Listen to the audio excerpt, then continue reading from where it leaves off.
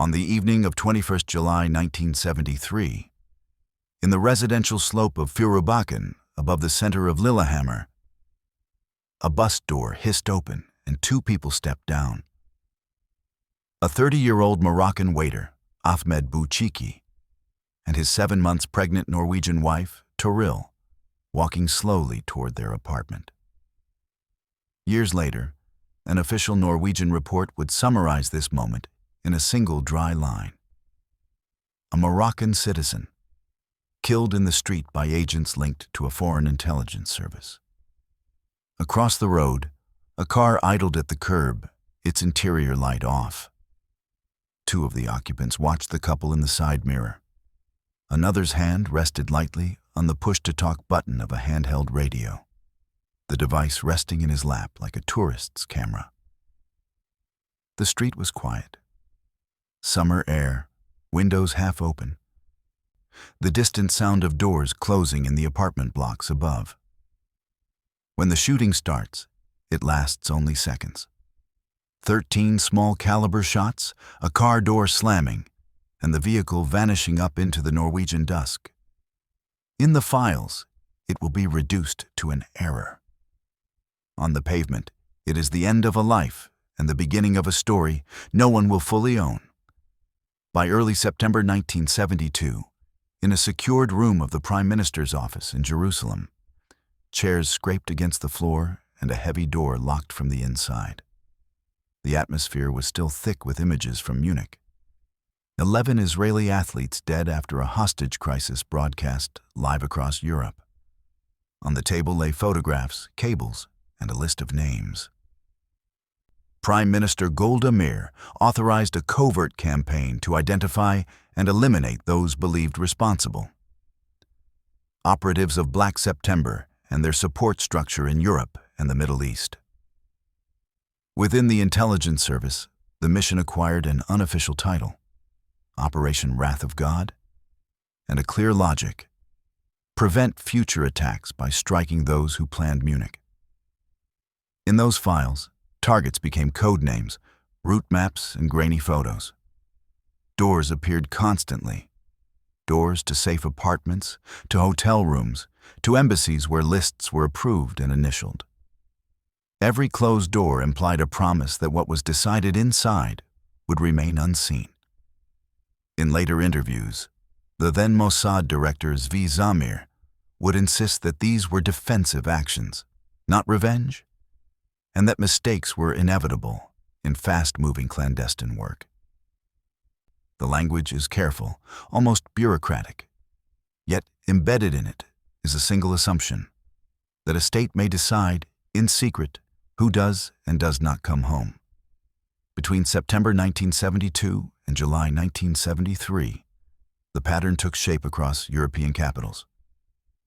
In Rome, on 16th of October 1972, Abdel Wael Zweider, a Palestinian translator working for the Libyan embassy, was shot 12 times in the elevator lobby of his apartment building. In Paris, on 8th of December, Mahmoud Hamshari, a representative of the Palestine Liberation Organization, died from injuries sustained when a bomb hidden in his telephone exploded.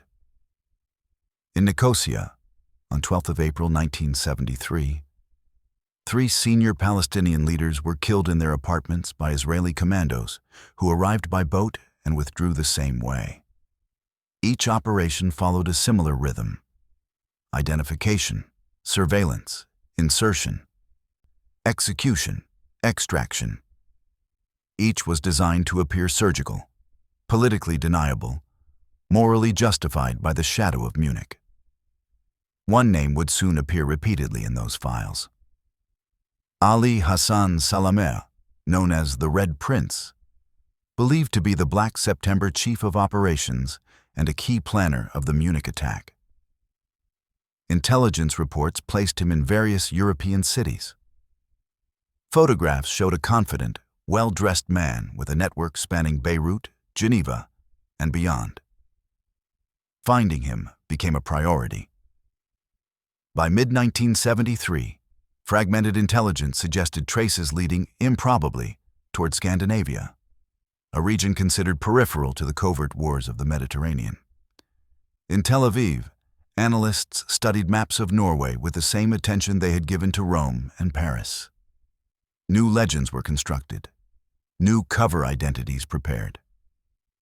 New doors, thousands of kilometers north, were about to be opened. By mid-1973, airline manifests and passport records across Europe showed a subtle pattern. Small clusters of travelers with Canadian, British, Brazilian, Danish, Swedish, and South African identities, rarely on the same route twice, rarely staying long.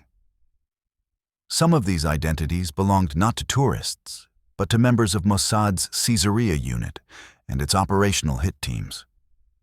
Among them was Sylvia Raphael, a South African-born operative with years of undercover work in the Middle East. Hotel registers in Geneva listed her as a photographer. In Oslo, she became a Canadian tourist. Marianne Gladnikoff, Swedish-born, whose legend in Norway would be that of a holidaymaker visiting relatives.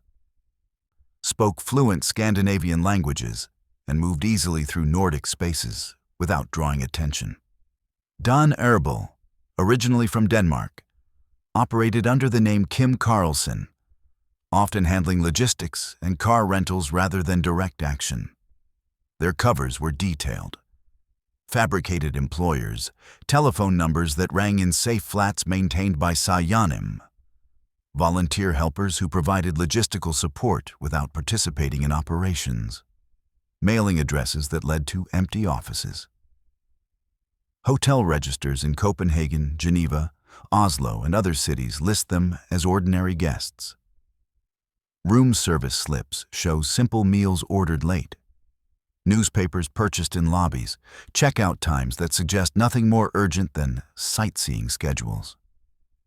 In memoirs and later interviews, some described long, silent hours in anonymous rooms. Reading local newspapers, learning bus routes, rehearsing small talk with reception staff. The work of maintaining a legend was tedious.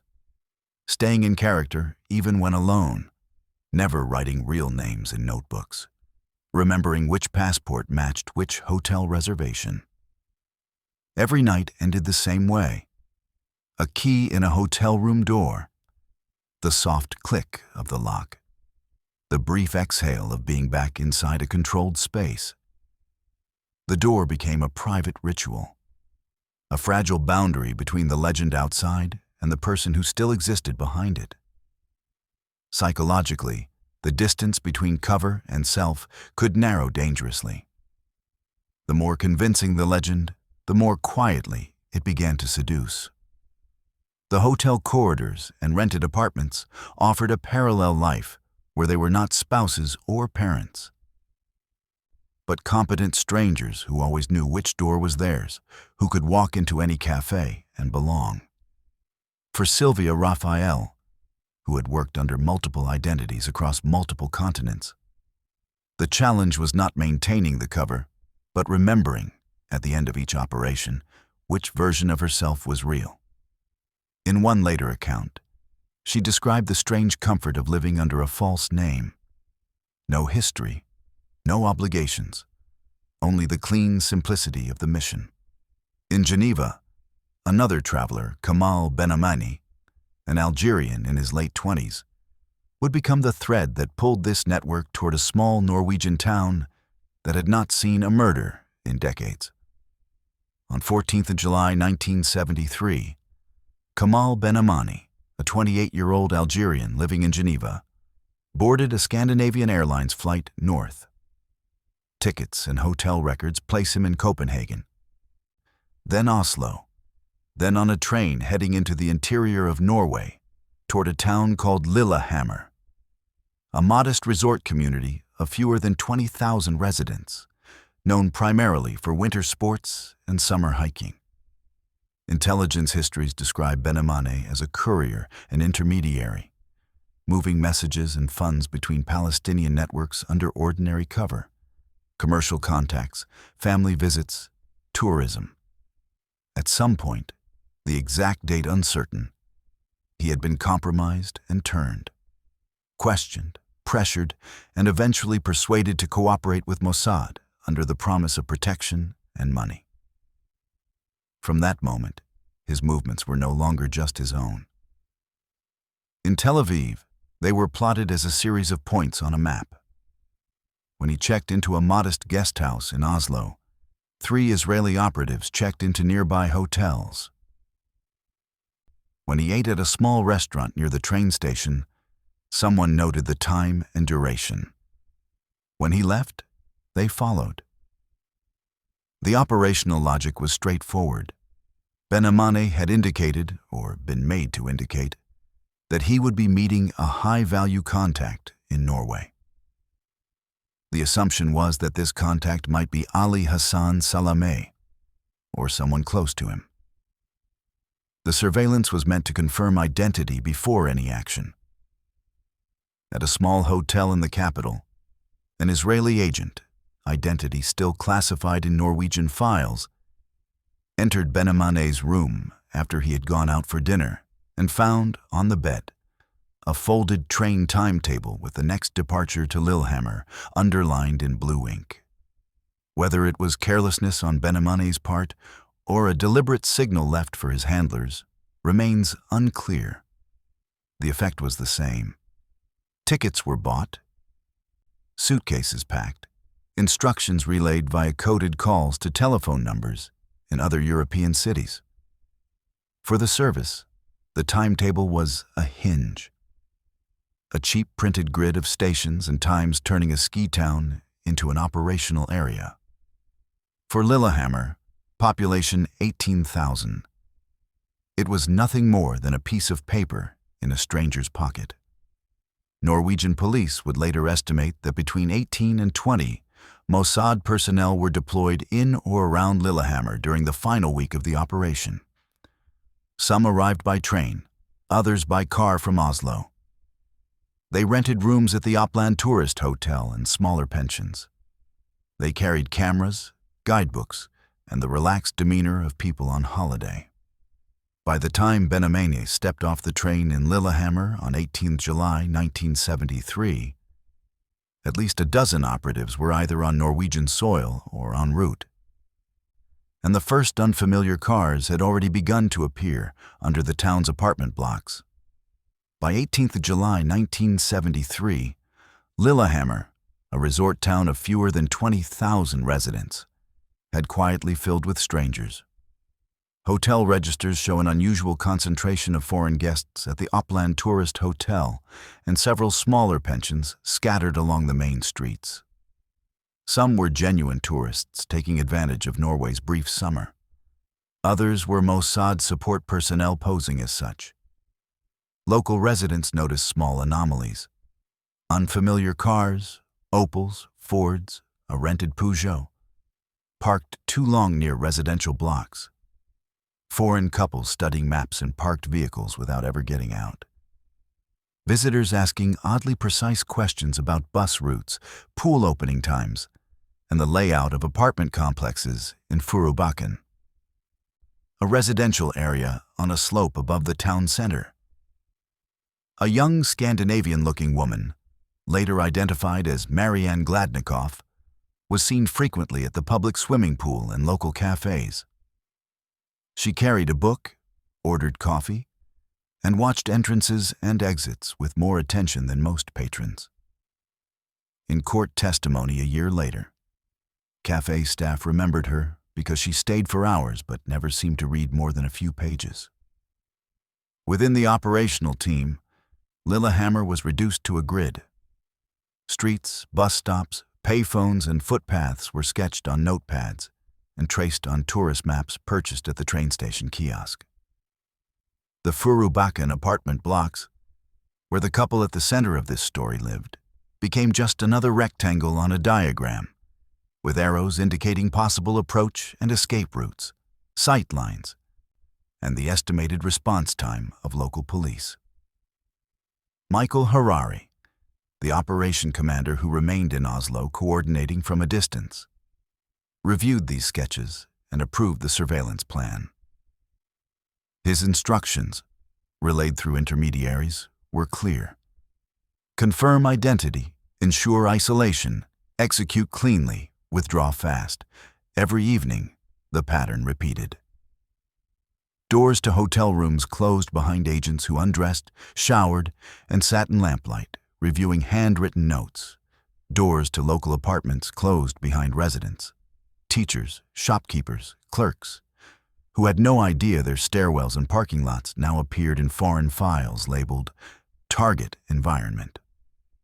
The operational philosophy was containment. Minimal footprint, maximum effect. Yet, in a town this small, where everyone noticed new faces and police officers walked familiar beats, the margin for error was narrow. One of the mapped locations, the public swimming pool, would soon become the setting for a crucial misidentification that would turn surveillance into execution. Around 20th of July 1973, at the public swimming pool in Lillehammer, multiple narratives intersect. There, Kamal Benamene was observed speaking with a dark-haired man who worked at the pool, Ahmed Bouchiki, a Moroccan-born waiter and cleaner who had settled in the town several years earlier.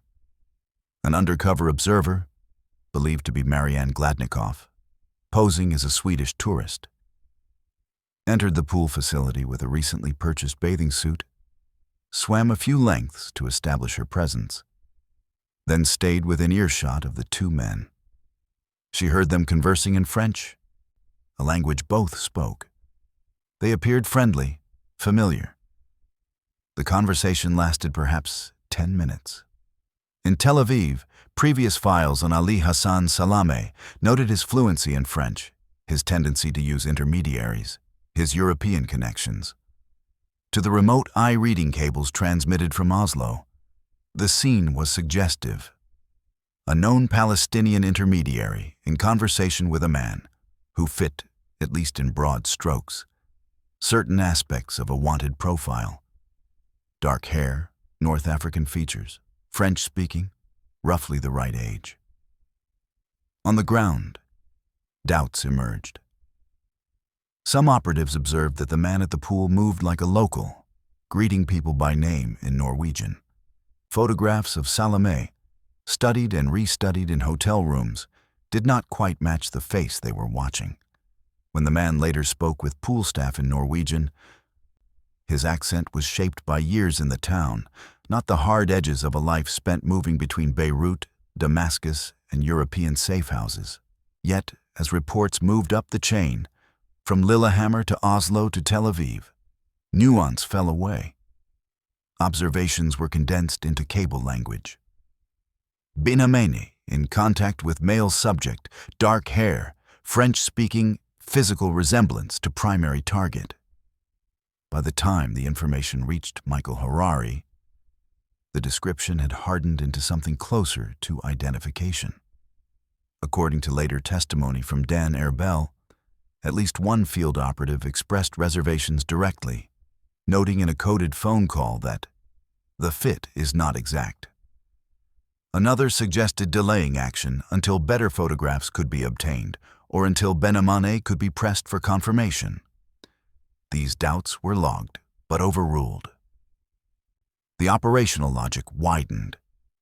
Even if the man was not Salameh himself, perhaps he was still part of the same network, a facilitator, a safe house manager, someone whose elimination would still advance the campaign. A Norwegian government commission investigating the affair in 1999 to 2000 would later conclude. The decision to proceed appears to have been based on assumption rather than verification, and reflects a dangerous overconfidence in the service's own judgment. A brief poolside conversation thus traveled, transformed through a series of closed doors, from a humid local facility to a decision room in another country, where a life was weighed and found expendable, while the man's real name was being replaced with someone else's in operational cables. He was walking home along Lillehammer's quiet streets, thinking about nothing more than the next day's shift and his wife's approaching due date. By the summer of 1973, Ahmed Bouchiki had been living in Lillehammer for roughly 6 years. Born in 1943 in Marrakesh, Morocco. He had spent time working in Marseille before moving north in the late 1960s, eventually finding employment as a waiter and cleaner in the town's hospitality facilities, hotels, the swimming pool, occasional event spaces. Friends and colleagues described him in later police interviews as friendly, hard-working, and rooted in the small routines of his adopted home. He spoke Norwegian with a French-Moroccan accent. He knew the bus schedules, the local shopkeepers, the names of regular customers. He had no known connection to any political organization, Palestinian or otherwise. He and his Norwegian wife, Toril, lived in a modest 2-room apartment in the Furubakken housing area, a cluster of rectangular apartment blocks built in the 1960s on a slope above the town center. Their life was marked by work shifts, small purchases for their upcoming child, visits with neighbors, weekend films at the local cinema. Toril was 7 months pregnant by July. They had chosen a name but kept it between themselves. For Norwegian investigators reconstructing his life after his death, he would appear only in 2 roles: victim on a pavement and name on a file. For the Mossad team, he had become, wrongly, a high-value target whose routines were logged in surveillance notes kept in hotel rooms and car dashboards. Time leaving for work, 07:45. Time returning, variable depending on shift. Stops at the pool, Tuesday, Thursday. Bus routes used, Line 3 toward Furubakken. The psychological distance between these perspectives is stark. For the couple, the dates on the calendar in July 1973 were just summer days, framed by work schedules and preparations for parenthood. For the operatives watching from rented cars and cafe windows, those same days were tactical windows, periods of observation, confirmation, opportunity. On the evening of 21st July, a Saturday, they decided to go to the cinema. A simple outing, the kind that punctuates the last weeks before a child arrives and routine changes permanently. The film showing that night was a Western, details of which are rarely noted in the investigative records. What matters in the documents are the times. When the show started, 19:30.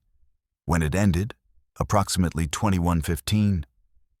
When the doors opened onto the street and the couple stepped out into the lingering Nordic summer light. At the end of the evening, as they left their flat to catch the bus into town, they locked the door behind them without thinking. For them, that sound, the soft click of the bolt sliding into place, meant nothing more than home secured, belongings safe, a space to return to in a few hours. For those watching from a distance, it was a signal. The target is moving. The operation, which had been in a holding pattern for 3 days, waiting for the right moment, now shifted into its final phase. Between 19 and 21 July 1973, final authorization for the Lillehammer action was given. In Oslo, Operation Commander Michael Harari reviewed field reports compiled over 4 days of surveillance. Benamani's movements, the man he had met at the pool, the apartment in Furubakken, the daily routines now mapped in detail. At least one experienced operative in Norway, identity still protected in declassified files, reported upwards that the man they were watching did not truly resemble the photographs of Ali Hassan Salami. The hair was similar, the build approximate, but the face was different.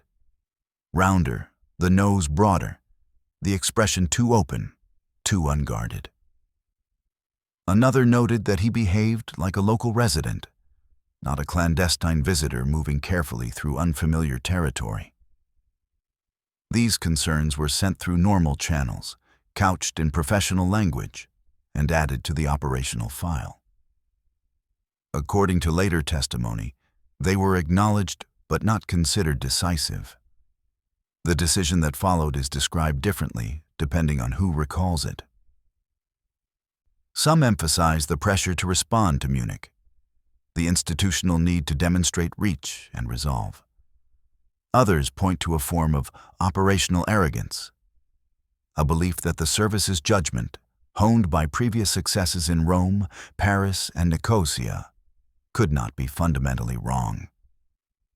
What is clear from the documentary record is that the operation moved from surveillance to action. More personnel were instructed to travel to Norway or reposition within the country. At the Opland Tourist Hotel and other guest houses in Lillehammer, new guests checked in under foreign names, carried lightweight luggage, and received keys to ordinary rooms where they would spend the next 24 hours rehearsing movements, checking equipment, and waiting for the final signal. On hotel corridors, agents mentally rehearsed their roles: drivers, lookouts, shooters, communication relay. The plan was operationally simple: intercept the target near his home, use suppressed .22 caliber pistols to minimize noise and avoid immediate attention, withdraw in stages via pre-arranged routes, leave the country quickly using commercial flights already booked under cover identities. The weapons: compact Beretta .22 pistols fitted with homemade suppressors, were delivered by a support operative who had driven them north from Oslo, hidden in a car's door panel. In a hotel bathroom, they were test-checked, magazines loaded, suppressors threaded on, weight and balance assessed. The .22 round was chosen not for stopping power, but for operational discretion. Quiet, low recoil, less likely to penetrate walls and endanger bystanders. One more door closed with a soft click behind an operative that night. The lock turning in a Lillehammer hotel room where a man sat on the edge of a bed, cleaning a weapon that would, within 24 hours, kill the wrong person. Somewhere else, in a building with no public address and no nameplate, another door closed behind the final authorization. A decision that could not be recalled, a trajectory that could not be stopped. When the couple left the cinema the next evening and boarded the bus toward Furubakken, the operation had already shifted into its final, irreversible phase. On 21st July 1973, the daylight lingered late over Lillehammer, the summer sun setting slowly past 22:1. That evening, Ahmed and Toril went to the town's cinema, a single-screen venue near the main square. The film itself is rarely noted in investigative records. What matters in the documents are the times. When the show started, when it ended, when the doors opened onto the street. Outside, small cars were positioned along likely routes home. In one of them, a rented Peugeot parked with a clear view of the cinema entrance. Two operatives observed the couple emerging into the evening light. One occasionally raised a handheld radio that, to a passerby, might have looked like a camera or a thermos. The other watched in the side mirror, noting the couple's direction of movement. When Ahmed and Toril boarded a bus toward Furubakken at approximately 21:20, a brief radio transmission confirmed it. Inside the car, a thumb pressed and released the push-to-talk button with minimal words. Confirmation, location, direction. The transmission lasted perhaps 3 seconds. The bus, an everyday public vehicle running its scheduled route, had been folded into the operation's logic, its timetable studied, its stops mapped, its arrival at Furubakken calculated to the minute. Passengers later interviewed by Norwegian police described the ride as ordinary. A couple sat together near the middle, a few others scattered along the aisle. No raised voices, no tension, no indication that anyone on board was being followed. Just the usual shudder of the vehicle over the town streets, the hiss of the doors at each stop, the murmur of quiet conversations. For the pregnant woman sitting beside her husband, The short ride was a step closer to home and rest. She had been on her feet most of the day. The cinema seats had been uncomfortable in the third trimester. The apartment was only a few minutes' walk from the bus stop. For the team positioned along the route, each stop passed was a narrowing of options. Either the couple would disembark at Furubakken, near the pre-selected interception point, or plans would have to be postponed and operational risk would increase. More time in Norway, more chance of exposure, more pressure from Tel Aviv asking why the mission had not yet been completed. At the Furubakken stop, at approximately 21:30, the bus doors hissed open. Two people stepped down onto the pavement. Behind them, the doors closed again with the same pneumatic sigh, and the bus continued its route uphill toward the next residential cluster. For the couple, it was the familiar sound of arrival, the end of a small journey, the beginning of the walk home. For the operatives watching from positions already established in parked cars and shadowed alcoves, the sound meant something different. The moment for hesitation had passed. The target was in the kill zone. The operation was now in motion. A few meters of pavement, quiet, residential, lined with modest apartment blocks and small gardens, now separated a routine Saturday evening from a planned execution. As the couple walked uphill from the bus stop toward their apartment block in Furubakken, a car, the same Peugeot that had been parked near the cinema, pulled across their path and stopped abruptly. Its positioning forced them to slow their pace, uncertain whether to walk around it or wait for it to move. Witnesses later recalled two men stepping out quickly, while others remained inside the vehicle, engines running. The gunmen carried .22 caliber Beretta pistols fitted with improvised suppressors, chosen specifically to limit noise and avoid immediate attention from neighboring apartments. They approached rapidly, closing the distance in seconds. Ahmed, confused, may have raised a hand, a gesture captured in one witness account but impossible to verify. Shots were fired at close range, the suppressed weapons producing sharp cracks rather than loud reports, a sound some neighbors would later describe as resembling firecrackers or a car backfiring. In the span of perhaps 8 to 10 seconds, 13 rounds were fired. Ahmed was hit multiple times in the torso and head. He fell to the ground immediately. Turil, a short distance away, saw the entire attack. She screamed, tried to reach him, then collapsed in shock. Residents in nearby apartments heard the scream more clearly than the shots. The gunmen returned to the vehicle without speaking. Doors slammed. The car accelerated uphill, away from the town center, following a pre-planned escape route that avoided main roads and led toward a secondary highway out of the region. One neighbor, a woman who had been standing at her kitchen window, distracted by the sound of a car stopping abruptly, registered a single practical detail in the seconds before the vehicle disappeared: the license plate number. She wrote it down on the back of an envelope, a reflex born of ordinary civic instinct, not knowing that this small act would unravel an entire covert operation. The car swung around a corner and vanished into the Norwegian summer evening, its occupants already shifting mentally from execution to extraction. For them, the closing of the car doors and the smooth acceleration away from the scene were familiar sensations, signals that the risky part was over, that the mission phase requiring direct exposure had concluded successfully. On the ground, people were running toward the fallen man. Someone shouted for help. Another ran inside to call emergency services. When paramedics arrived approximately 7 minutes later, they found Ahmed Bushchiki dead on the pavement, his pregnant wife kneeling beside him in shock, unable to speak coherently. Police arrived minutes after the ambulance. Officers secured the scene, interviewed witnesses, collected what little physical evidence remained. spent shell casings, a few drops of blood on the asphalt, the tire marks where the getaway car had accelerated hard uphill.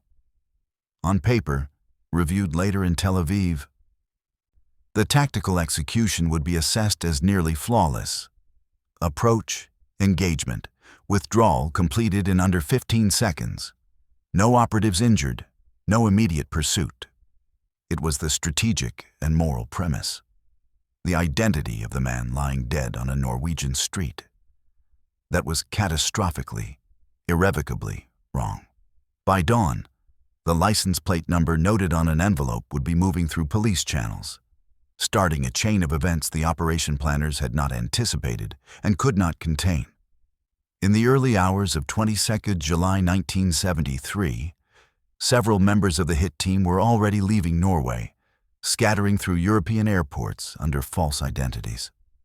For them, the operation was complete. Target neutralized. Withdrawal in progress.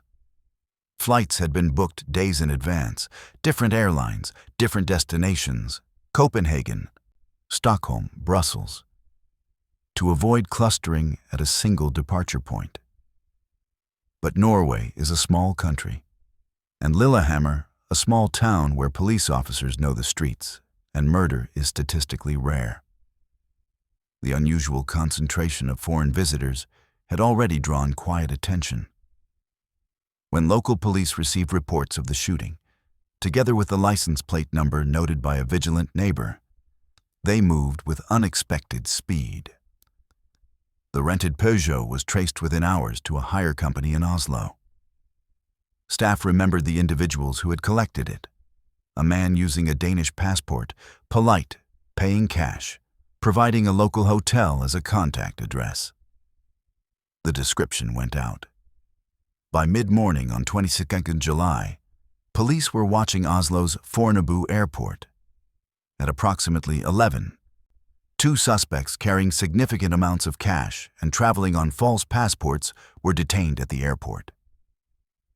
A search of their luggage and pockets turned up names, phone numbers written on small slips of paper, and keys that did not match the hotel addresses they had provided to customs. Following these leads, police raided an apartment in Oslo linked to administrative staff at the Israeli embassy. There, more individuals were found and arrested, including Zwi Steinberg and Michael Dorf, support operatives who had remained in the capital coordinating logistics. In total, 6 people would eventually be charged in Norwegian courts. Marianne Gladnikoff, Sylvia Raphael, Abraham Gamer, Dan Erbel, Zwi Steinberg, and Michael Dorf. One detainee, Dan Erbel, suffered from acute claustrophobia, a condition noted in his service file, but deemed manageable under normal operational conditions. Confined in a small Norwegian police cell with a single high window, he began to panic. His breathing became rapid.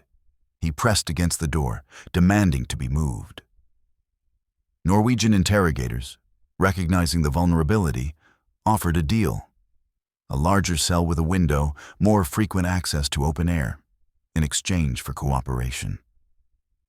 Erbel, under psychological pressure and physical distress, agreed.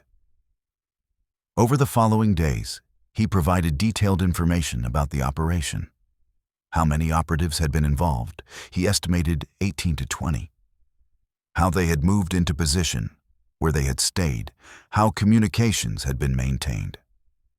Some doors, once closed, protect those behind them.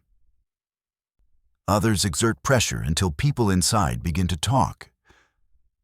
Until legends collapse and cover identities unravel into real names, real addresses, real operational chains of command. In this case, the same skills that had helped build convincing covers and maintain security across multiple countries were now being mapped in reverse. Not by Mossad, but by Norwegian detectives who worked methodically through hotel registers, car rental agreements, and telephone records, constructing a detailed picture of a foreign intelligence operation conducted without their government's knowledge or consent.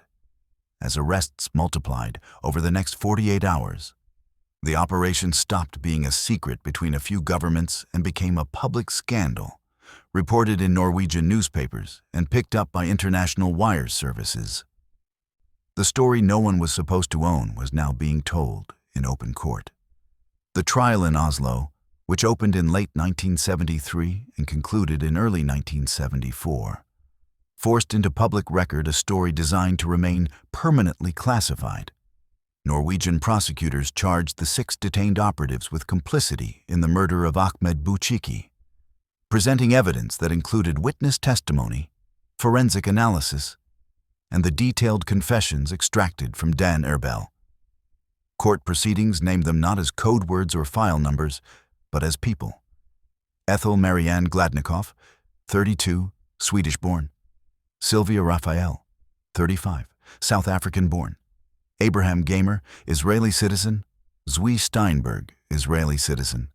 Don Erbel, 26, Danish-born. Michael Dorf, Israeli citizen. They appeared in the dock in ordinary clothes, their testimony translated through interpreters. Behind the very public doors of a Norwegian courtroom where press and family members watched from gallery seats. Witnesses included local Lillehammer residents who had noticed the unfamiliar cars and visitors. The neighbor who had written down the license plate number, police officers who had traced the rental car and executed the arrests, and forensic experts who testified about the weapons, the ballistics, and the positioning of shooter and victim.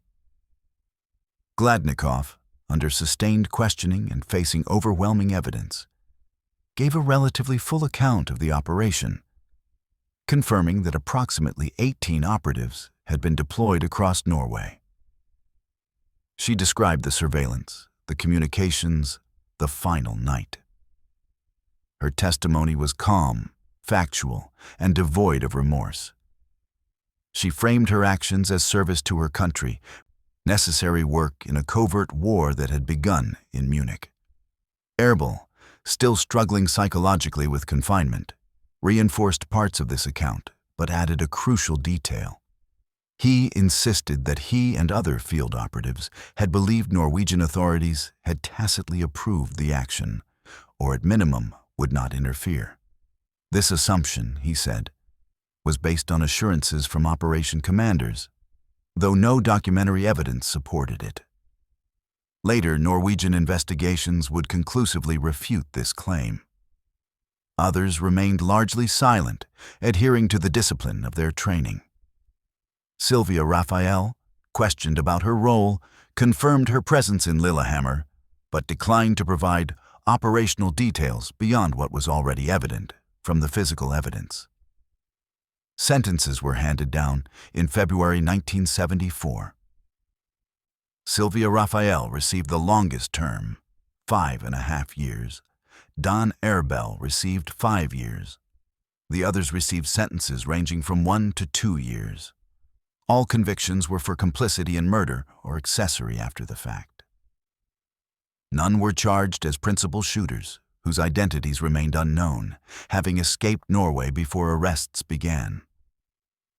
Most of the convicted served only portions of their sentences before being pardoned by the Norwegian government and deported.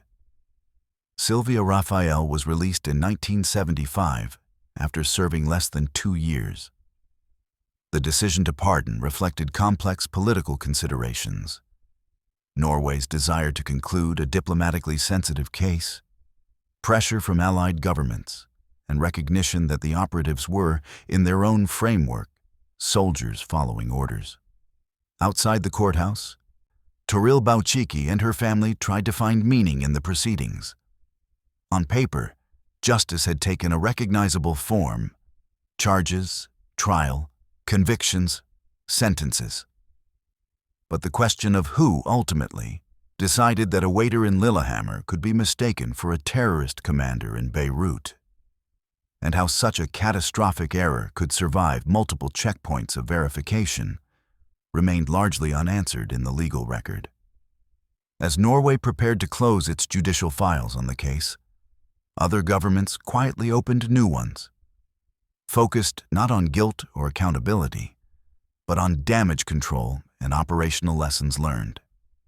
Internationally, the Lillehammer affair was immediately recognized as one of Mossad's most serious operational failures, not only because the wrong man was killed, but because multiple agents were captured, tried publicly, and convicted in a friendly Western nation, exposing methods and structures that had been closely guarded secrets.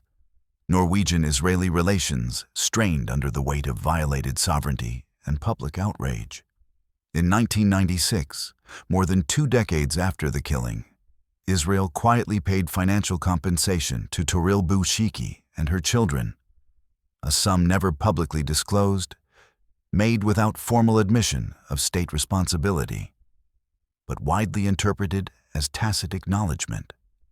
Within Mossad and Israeli political circles, Lillehammer entered internal vocabulary as a cautionary reference, shorthand for the dangers of overconfidence, insufficient verification, and mission pressure overriding field judgment. For Norway, the affair triggered parliamentary inquiries and reforms in intelligence oversight, sharpening legal frameworks around foreign covert action on Norwegian soil, and reinforcing the principle that neutrality required active defense, not passive trust. By the time journalists and historians revisited the Lillehammer case decades later, many key figures had aged or died. Don Arable spoke occasionally to researchers, maintaining that field operatives had raised doubts and portraying the decision to proceed as a failure of command, not tradecraft. Sylvia Raphael, who married her Norwegian defense lawyer and lived quietly for years, reportedly struggled with the psychological weight of Lillehammer. The knowledge that her work, which she had believed served justice, had instead ended an innocent life. Toril raised her child and navigated the decades with the particular burden of being both survivor and symbol. Her story retold in documentaries and books, always from a distance, always incomplete. The apartment in Furubakken has long since housed other families, its locks changed, its history unmarked by any public memorial. In archives, the case file remains partially sealed. Some documents released under Freedom of Information laws, others withheld pending further review. The heavy doors of those archives close each evening on boxes containing the documented truth of a man walking home, and the dry, bureaucratic language describing how foreign agents, operating on mistaken identity, killed him in front of his wife.